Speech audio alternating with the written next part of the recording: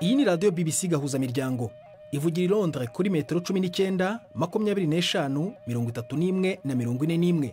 Ivugira ku mirongo ya FM mu karere k'ibiyaga bigari no kuri interineti kuri bbcgahuza.com.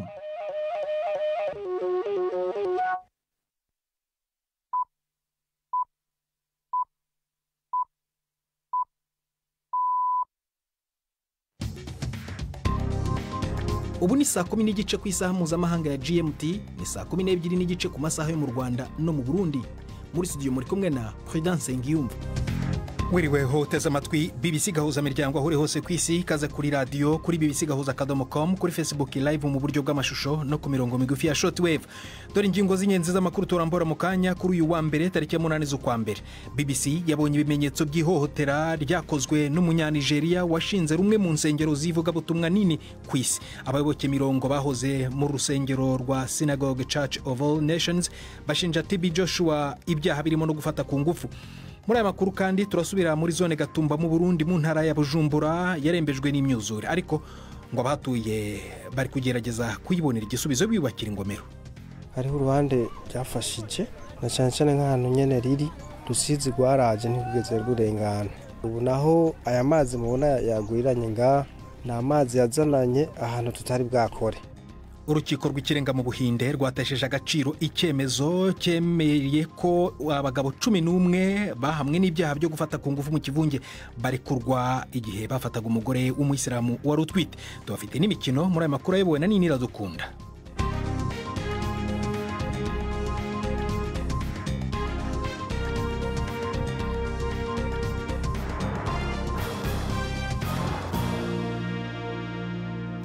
Ibyo byose n'ibindi bikubiye muri aya makuru ni mukanya nyuma yuko Premier ku magenge abanza kubagezaho andi makuru ingenzi avugwa ku isi, arabagezaho ari muri studio zacu za Nairobi. Hezbollah yemeje yuko umwe mu bategetsi bayo bakomeye yishwe n'igitero ca drone ca Israel muri Libani mu gihe haguma hongerekana ubwoba kw'intambara muri Gaza ishobora gukwira akarere kose. Wissam Al-Tawil yari umwe mu bagize Radwan, ingabo bitumwa ko zuwo mugwi, akaba yaranarongoye ibikorwa byinshi mu manuko bw'ico gihugu. I Beirut n'inkuru ya Hugo Bachega, mwumva mu ijwi rya Jean-Claude Mwambutsa. Urupfu rw'uyu muyobozi mukuru rwabaye ubwo igisirikare cya Israel cyagabaga ibitero byinshi mu duce tubarizwamo umutwe wa Hezbollah mu majyepfo ya Libani, kivuga ko cyasubizaga igitero cy'uyu mutwe. Ubushyamirane hagati ya Hezbollah, umutwe ukomeye ushyigikiwe na Iran, n'igisirikare cya Israel bwateye icyoba cy'uko bushobora kubyara intambara yeruye. Kugeza ubu ibitero byinshi byakomeje kugarukira mu duce twegereye umupaka wa Libani na Israel. Hezbollah iragerageza kwitwararika ibikorwa byayo kugira ngo yirinde ibitero bikomeye bya Israel byo kwihimura. Iki gihugu kikaba cyaravuze ko ubushyamirane ubwo aribwo bwose buzagira ingaruka zikomeye ku mutwe wa Hezbollah ndetse no kuri Libani. Ku wa gatandatu umukuru w'igisirikare cya Israel yavuze ko ingabo ziteguye indi ntambara. Umuvugizi wa leta ya Israel Eilon Levy yagirije Hezbollah gukwegera Libani mu ntambara idakenewe.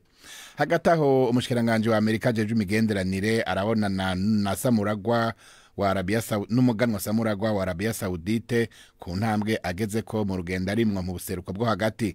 Anthony Blinken yatanguye uyu munsi mu kugendera leta zunze ubumwe z'Abarabu mu masaha make akazobageze muri Israel. Blinken ariko aragerageza gucuresha icuka kibi kugira intambara ntikwire akarere kose. Yitezwe kubwira Israel kugabanya ubwinshi bw'ibitero muri Gaza, aho amakuru avuga yuko abanye-Palestina baharugwa mu mirongo bishwe mu bitero bya vuba vya Israel. Hagati aho umwe mu migwi yitwaje ibigwanisho ha muri Gaza, Islamic Jihad, wasohoye video yerekana umunya-Israel yagizwe imbohe afungiwe muri iyo ntara. Abarimyi mu Budagi batanguye indwi yo kugaza mu gihugu cyose amabarabara kugira biyamirize ingingo ya leta yo kugabanya amafaranga yahora iterera mu giciro c'ibitoro. Urukurikirane rw'amasirigita rwazibiye ibisagara binini birimwo Hamburg, Cologne hamwe n'ibarabara rizwi cyane ry'Berlin ryitwa Boulevard Unter den Linden. Inzira yo kwinjira mu marabara makuru hamwe n'amajabukiro aja mu Bufaransa, Pologne na Republique Czech kuhaca ntibyoroshe. Bimwe mu vyapa vy'iyo myerekano bishigikiye umugambwe AFD rimwe mu mashirahamwe ry'abarimye rikaba ryashikirije amakenga kuwo mugambwe wa politike ushobora kwikika mukiza ugakoresha iyo myerekano. Leta y'Ubudage ivuga yuko intererano yayo mu gitoro ca mazutu itegerezwa gufutwa kugira ngo leta itunganye neza amafaranga yinjira n'ayasohoka. Abarimyi bo bavuga yuko iyo ngingo izobatuma batakaza imirimo. Aya makuru mwumva na ya BBC. Muri Zambia itangura ry'umwaka w'amashure ryari ritegekanijwe uyu munsi ryigijwe inyuma indwi zitatu. Ibi vyatumwe no kwiyongera kw'imfu ziturutse ku ngwara ya korera. Amashuri y'intango n'ayisumbuye azokugurwa ku 29 uku kwezi nk'ingingo yo kugerageza kubuza kw'iyo ndwara ya korera iguma irandagata. Abantu barenga 200 baramaze gupfa muri ico gihugu kuva mu kwezi kw'icumi mu mwaka uheze. Ni inkuru ya Dorcas Wangira mwumva mu ijwi rya Robert Patrick Misigaro. Mu masaha 28 aheze hapfuye abantu 27 bahitanywe na kolera muri Zambia, 26 ku mugwa mukuru Lusaka n'uwundi umwe mu karere vyegeranye ka Kabwe. Abategetsi bavuga ko vyihuta ko ikibazo gifatwa nkama kandi hakagira igikozwe. Kuva mu kwezi kw'icumi mu mwaka uheze abantu barenga 5,000 baramaze gufatwa na kolera. Umukuru w'ico gihugu Hakainde Hichilema avuga ko yagaritse uburuhuko yarimwo kugira aze gutanga intumbero bwiwe mu rugamba rwo kugwanya ico kiza. Sentare nahinyuzwa muri Pakistan yatesheje agaciro itegeko ryabuza abashinga amateka kuja mu mahiganwa y'amatora ubuzima bwabo bwose mu gihe baba barigeze kwagirwa n'icaha muri kahise. Yavuze yuko kubuzwa ubwo burenganzira byomara imyaka 5 gusa. Ivyo bikaba bitumye uwahora ari umushikiranganje wa mbere Nawaz Sharif azohiganwa mu matora yimirije mu kwezi kuza. Uwari umushikiranganje wa mbere ubu vuba Imran Khan we azoguma habujijwe kwitoza n'iryo tegeko mu gihe yafunzwe yagirizwa ibiturire mu kwezi k'umunani guheze. Nawaz Sharif yagiriwe n'icaha co mu 2017. Urubanza rwiwe ruca ruseswa mu kwezi kw'icumi-na-rimwe. Ndangirize kuri iyi nkuru y'i Geneve mu Buswisi aho hatanguye urubanza rw'uwahoze ari umushikiranganje ajejwe intwaro yo hagati mu gihugu muri Gambia yagirizwa ivyaha bikorewe zina muntu. Usman Sonko ahanzwe n'urutonde rw'ivyaha vyinshi yagirizwa harimwo kugira uruhara canke gutegeka kwica, kubereza igufa no gusambanya ku nguvu aho batavuga rumwe muri politiki. Sonko yahungiye muri Swiss mu 2016 gato imbere yuko intwaro y'agacinyizo ya perezida Yahya Jammeh iva ku butegetsi. Yahagaritswe aho amashirahamwe ategamiye leta amariya kwereka leta y'Ubuswisi ivyemezo vy'uko yagize uruhara mu guhonyanga uburenganzira bwa zina muntu. Ubuswisi buriko buracurwa rubanza bwisunze ubushobozi butagira imbibe buha ibihugu gucira imanza abantu naho ivyaha bagirizwa vyoba vyakorewe ahandi. Urakoze Prime ndiko magenge kora ayo makuru ya BBC.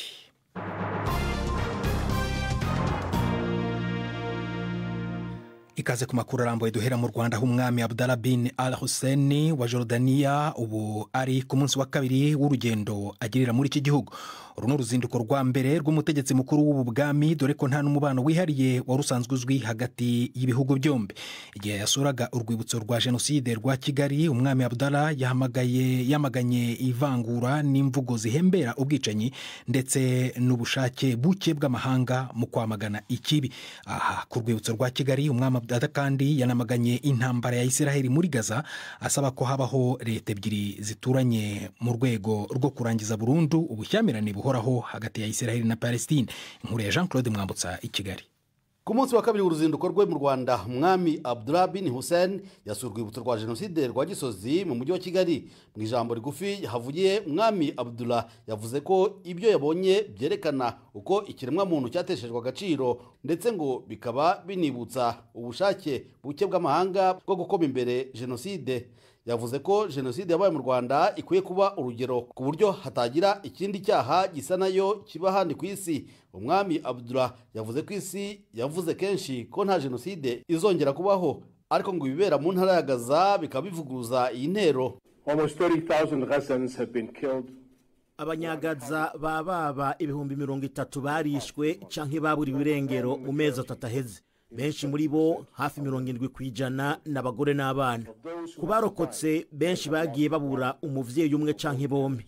Ubwo n'urunganwe rw'imfuvyi. ni gute ibitero bitavangura hamwe n'ibisasu vyozana amahoro?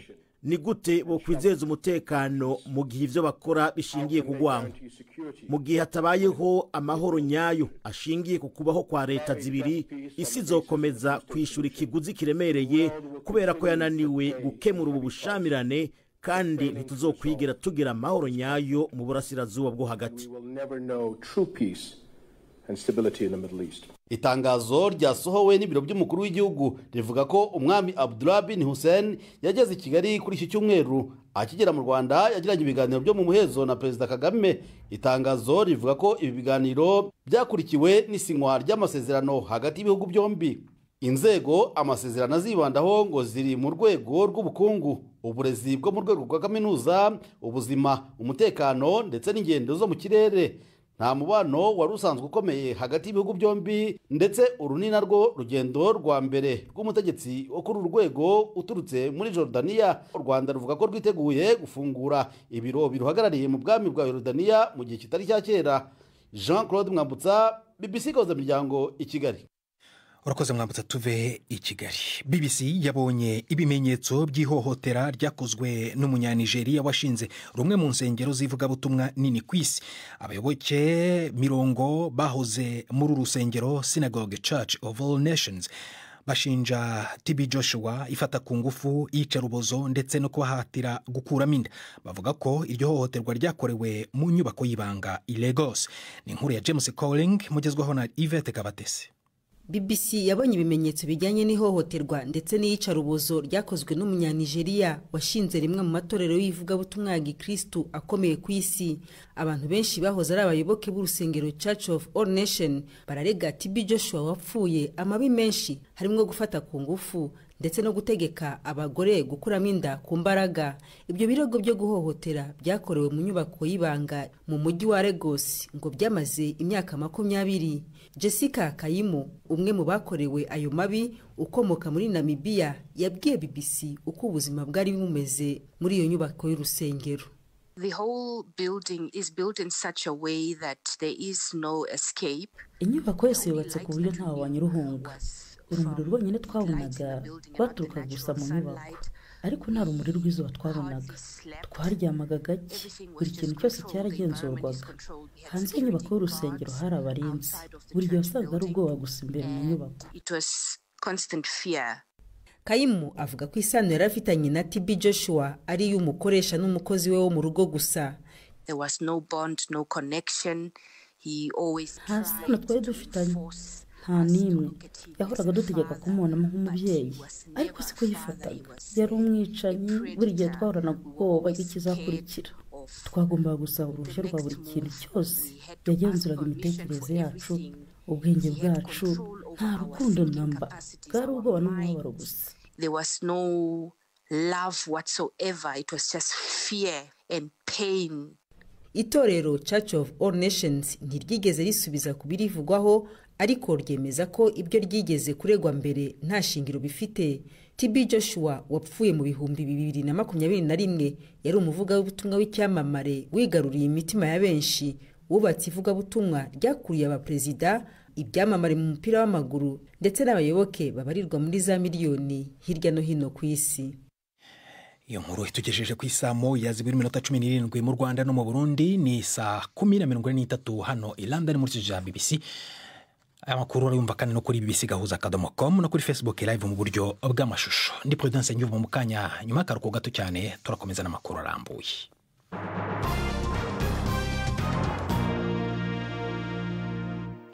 Tujye mu Gatumba mu burengerazuba bwa Bujumbura. Iyo zone yo muri komine Mutimbuzi mu ntara ya Bujumbura isa niyabaye iseta y'imyuzure itewe n'imvura nyinshi yuzuza uruzi rwa Rusizi. Iyo rumaze kurengerwa rero mu nkombe rusuka amazi mu mihanda y'abanyagihugu, ariko ubu ngo bari gushakisha igisubizo kuri uyu muti. Haciye rero nk'ukwezi n'igice tubabwiye uburyo abahatuye barimo gushaka uburyo bwo kuzibira ayo mazi ahora abononera. Twongeye gusubirayo kureba ko hari icyo byahinduye. Inkuru twateguriwe n'abadufasha kwegeranya amakuru yo mu Burundi muragezweho na Prime Ndikumagenge.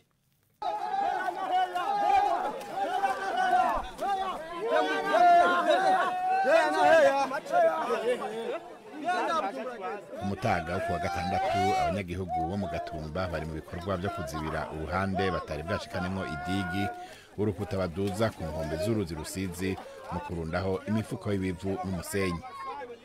Urwo ruhande bavuga yuko ari rwo amazi ya Rusizi yameneyemwo aratera imihana imwe imwe. Ni igikorwa kitoroshe namba. Ni kibanza kirimo ivyondo vyinshi, ni kure y'imihana kandi ni mu mirima. Abariko baraterura imifuko bagenda baragwa bavyuka.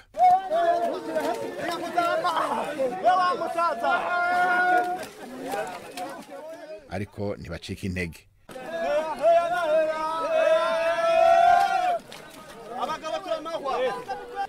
Muri we harimwo umuririmbyi azwi ku izina rya MB Data. Twarana kugira ngo dushobore gufashanya kurwanya kiza cy'amazi kandi turazi yuko mu bumwe byose bizoshoboka kandi bikagenda neza. Icyatumye tubikora cyangwa icyatumye mboneka hano nuko nanje nduwo ngaha nyene kandi nanje ndi Burundi kandi kenshi abarundi icifuzo cyacu nuko twese twotera imbere cyangwa igihugu kikagira iterambere. Ndahimbagwa cyane kuko tuba turi mu gikorwa kidutuma twese duhurira hamwe katugaragaza ko umukuru n'umuto twese tuba dufatanye mu nda kandi twoshoboye gushika ku kintu c'iterambere. Muri ico gikorwa kiruhisha cyo kuzibira amazi ya Rusizi abo banyagatumba baterwa intege nuko uyu mwaka bataraterwa n'amazi nkuko byahora biba muri kahise. Nubwo n'ubu muri kino gihe hagwa imvura nyinshi ngo nta munyagihugu n'umwe aromorwa n'imyuzure. Jean Muyoboke arongoye zone Gatumba. Hariho uruhande byafashije na cyane nk'ahantu nyene riri Rusizi rwaraje ntigeze rurengana. Ubu naho aya mazi mubona yagwiriranye ngaha ni amazi yazananye ahantu tutari bwakore bivanye n'ubushobozi buke bwa bene gihugu. Tuko turahakora naho ne buke buke kugira duhamvye hamwe hambere. Rero ibi ni ibikorwa byo kwigwana ko turiko turakora, turasibura imiserege tugashira iyo mifuko ku nkengera. Umugambi w'idigi nyadigi ni leta duhanze amaso. Kuva mu kwezi kw'icumi mu mwaka uheze uburere butandukanye bw'u Burundi buragaramiwe n'imvura y'umurengera. Ariko umugwi w'igihugu jejwe gukurikirana ivy'ibihe wari wagabishije yuko uyu mwaka uzorangwa n'imvura nyinshi mu ntara zimwe zimwe z'u Burundi uretse ko no mu karere kose ariko vyifashe. Abanyagatumba ako kamo bakumvise nkama baca baja kuzibira Rusizi kugira ntirubasange mu mazu nkuko vyahora.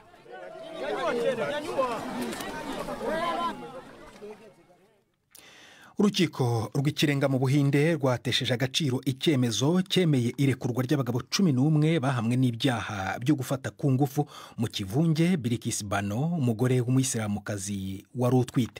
Aya mahano yabaye mu gihe cy'imyivumbagatanyo yamaganaga abayisilamu muri 2002 muri leta ya Gujarat.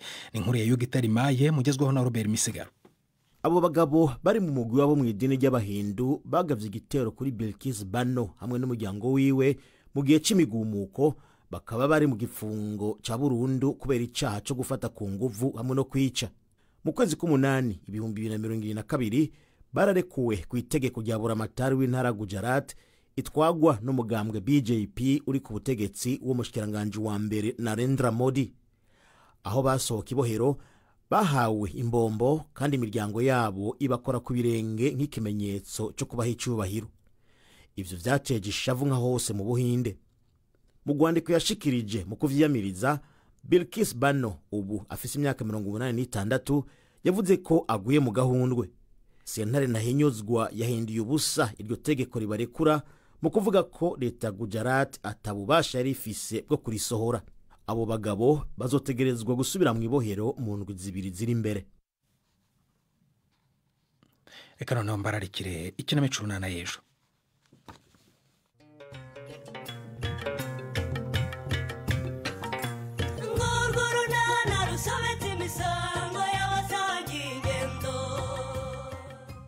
Mu kiganiro runana cyo kuri wa kabiri twabateguriye. Ariko Stefan shanda kugaye uzi ko ngiye kugenderwa isoni no kugendera nawe nta soni koko uratinyitsumira amafaranga yo kuri ibikoresho by'ishuri ry'abana uzi kwitangira ryegereje ko ariko amashuri sundi nibiki. Ni saa 12:45 kuri BBC.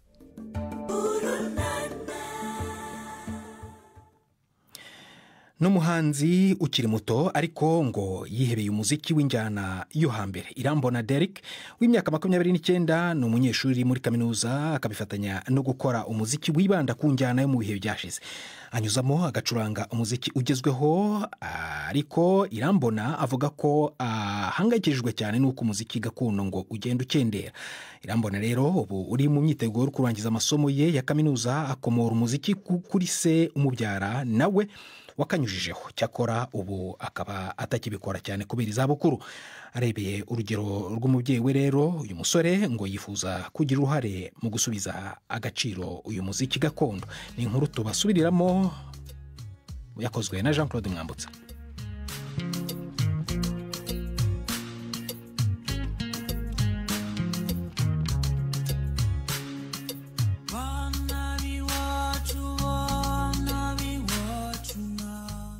Nakica nk'irungu, imwe mu ndirimbo nyinshi za nyakwigendera Canjo Hamisi, umurundi wabaye icyamamare mu muziki mu bihe bye.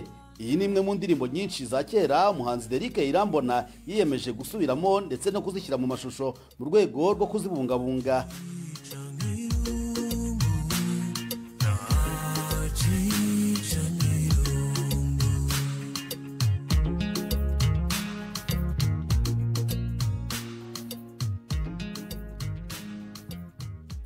Uyu musore w'imyaka 29 ni umunyarwanda uvukiye mu gihugu cy'u Burundi, ku munyarwanda Bernard Gakwaya n'umurundikazi Macumi Jeannette.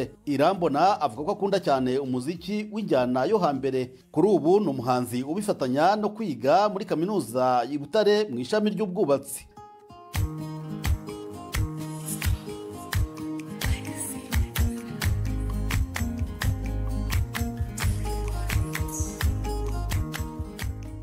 Ntabwo ari bimenyerewe kubangana nawe, kuko ubundi urubyiruko rwikundira umuziki w'injyana ivuduka. Nabajije Irambona impamvu ahitamo gucuranga umuziki nk'uyu. Uno muziki wa kera ni umuziki mwiza cyane, kandi navuga ko ubumbatiye gakondo nini, haba mu Rwanda haba i Burundi.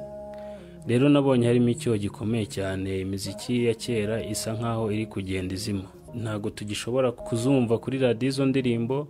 Kuri televiziyo biragoye kuko nta mashusho nyinshi zifite. Nuko rero navuze ati murebe ko nagarura bino bihangano, kuko bifite icyo bisobanuye ku muco w'Abanyarwanda n'Abarundi.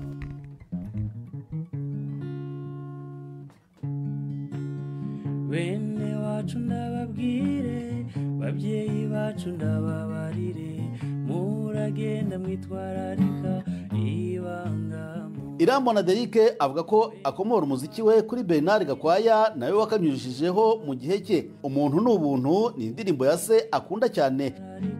Ibanga mu bantu bazoba agateka, eka kabere y'abantu nimwagendera neza. Nyuma yo gusura Irambona namusabye ko twajyana kureba se aho atuye ku Ruhuha. Ubu ni mu karere ka Bugesera. Umwana uhuye n'umubyeyi we Irambona na se bafatanyije kundirimbira umuntu n'ubuntu.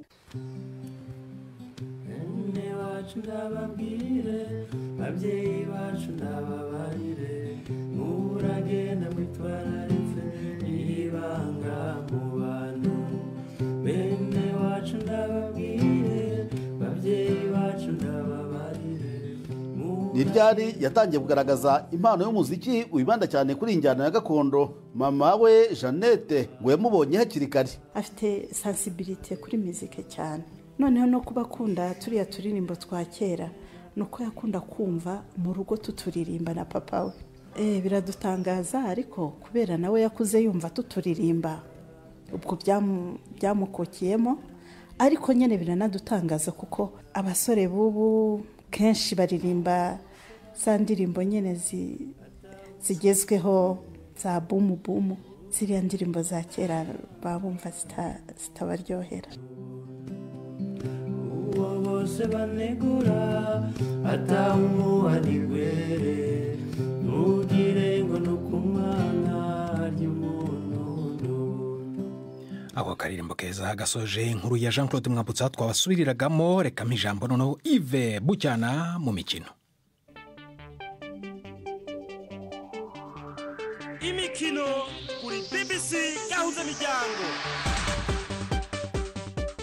ndabashuje abateze amatwi BBC mu gihe hasigaye iminsi 5 gusa ngo hatangira imikino yo guhatanira igikombe cya Afrika cy'ibihugu. Turatangira kubagezaho bimwe mu bigwi by'amakipe 28 azakitabira, amakipe agabanyije mu matsinda 6, buri tsinda rigizwe n'amakipe 4. Uyu munsi turavuga ku itsinda rya mbere n'irya kabiri. Mpereye mu itsinda rya mbere rigizwe na Cote d'Ivoire, Guinea Bissau, Guinea Equatoriale ndetse na Nigeria. Cote d'Ivoire imaze kwegukana iki gikombe inshuro ebyiri muri 1992 na 2015. Ni ikipe yagize abanyabigwi bakomeye mu mupira wa Afrika barimo Didier Drogba, Yaya Touré, Salomon Kalou ndetse n'abandi. Ni ikipe kandi ihorana abakinnyi bakomakomeye kandi mu makipe akomeye ku mugabane w'Uburayi. Cote d'Ivoire yobowe n'umutoza mukuru Jean-Louis Gasset watoje amakipe akomeye mu Bufaransa arimo Montpellier, Saint-Etienne, Paris Saint-Germain n'izindi. Muri iri tsinda kandi harimo Guinea Bissau, ni ikipe idafite izina ribyibushye mu irushanwa, yatangiye kwitabira muri 2017. Kuva icyo gihe ntirongera kubura mu mikino ya nyuma nubwo nta mateka irakora. Ikindi kandi wamenya nuko uretse abafana ba Cote d'Ivoire, abafana ba Guinea Bissau nibo bamaze kugura amatike menshi asaga ibihumbi 28 yo kuzareba igikombe cya Afrika kizatangira kuwa gatandatu. Iri tsinda kandi ririmo ikipe ya Nigeria Super Eagles imaze gutwara igikombe inshuro 3. Ni ikipe ihora ikomeye kandi ifite abakinnyi bakomeye mu makipe akaze ku mugabane w'Uburayi. Kuri iyi nshuro nta gushidikanya ko izagendera kuri rutahizamu wa Napoli Victor Osimhen watoranyijwe nk'umukinnyi wahize abandi muri Afrika mu mwaka wa 2023, ndetse na Samuel Chukwueze wa AC Milan nayo yo mu Butaliyani. Ikipe yindi ni Guinea Equatoriale, ikipe izwi ku izina rya Nzalang National. Iyi kipe iri kubaka umupira wayo yitonze kandi mu buryo bushimishije. Kuva muri 2012 n'ubwa kane izabigiye mu gikombe cya Afrika, aho muri 2015 yegukanye umwanya wa 4 itozwa n'umwene gihugu Joan Micha Obiang Bichogo uyimaranye imyaka 10. Bamwe mu bakinnyi igenderaho n'abene gihugu n'abake bakina ku mugabane w'Uburayi muri Espagne n'Ubutaliyani. Itsinda rya kabiri rigizwe na Misiri, Ghana, Mozambique na Cape Verde. Mpereye ku ikipe ya Misiri, niyo kipe ifite ibigwi ntagereranywa mu mpira w'amaguru wa Afrika, yakegukanye inshuro 7, ikaba ari nayo ifite umuhigo wo kugitwara gatatu ikurikiranyije 2006, 2008 na 2010. Ubu irangajwe imbere na kapiteni wayo Mohamed Salah ukina ikipe ya Liverpool. Ikipe ya Cape Verde ni inshuro ya 4 yitabiriye igikombe cya Afrika, yakinnye ku nshuro ya mbere muri 2013. Kure yageze ni muri 1/8 mu irushanwa riheruka kubera mu gihugu cya Cameroon. Indi kipe muri retsinda ni Mozambique, igiye mu gikombe cya Afrika ku nshuro ya 5. Nta mateka akomeye ifite muri iki gikombe. Umukinnyi isa n'icungiraho ni Reinildo Mandava ukinira ikipe ya Atletico Madrid yo muri Espagne. Muri retsinda kandi turasangamo ikipe ya Ghana Black Stars, ni ikipe ifite amateka mu gikombe cya Afrika, yibitseho ibikombe 4 nubwo imyaka 40 yose yihiritse Black Stars badatwara iki gikombe, kuko bagiheruka muri 82. Gusa muri 2015 bakinnye umukino wa nyuma batsindwa na Cote d'Ivoire. Ni ikipe iyobowe n'umutoza Chris Hughton uzwi cyane mu mupira w'Ubwongereza.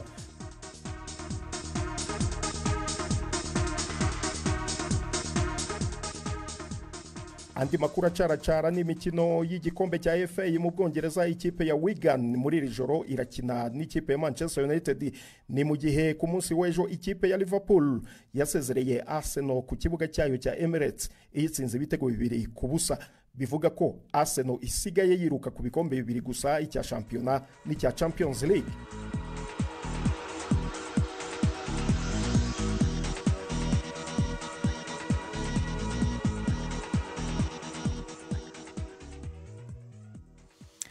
Urakoze Yves Bucyana kuri ayo makuru y'imikino. Ni nawe uri kudusoreza ibiganiro byacu byo kuri uyu wa mbere. Gusa mbere yo kuva muri studio nababwira ko BBC yabonye ibimenyetso by'ihohotera ryakozwe n'umunyanigeria washinze rumwe mu nsengero zivugabutumwa nini ku isi. Abayoboke 20 bahoze muri urusengero rwe Synagogue Church of All Nations bakaba bashinja TB Joshua ibyaha birimo no gufata ku ngufu. Hanyuma mu Buhinde, urukiko rw'ikirenga rwatesheje agaciro icyemezo cyemeye irekurwa ry'abagabo 11 bari bafashe umugore w'imyaka 21 ku ngufu igihe yaratwite hari muri 2002 mu Buhinde muri leta Gujarat. ibiganiro ushobora kongera kubisanga kuri bbc.gahuza.com. twafashijwe na Derek Clark ku buhanga bw'ibyuma kugira ngo amajwi akugeraho ameze neza. byari biwe na nini dukunda agenda Prudence Ngiyumva wakoze gusangira umugoro wawe natwe urararyana.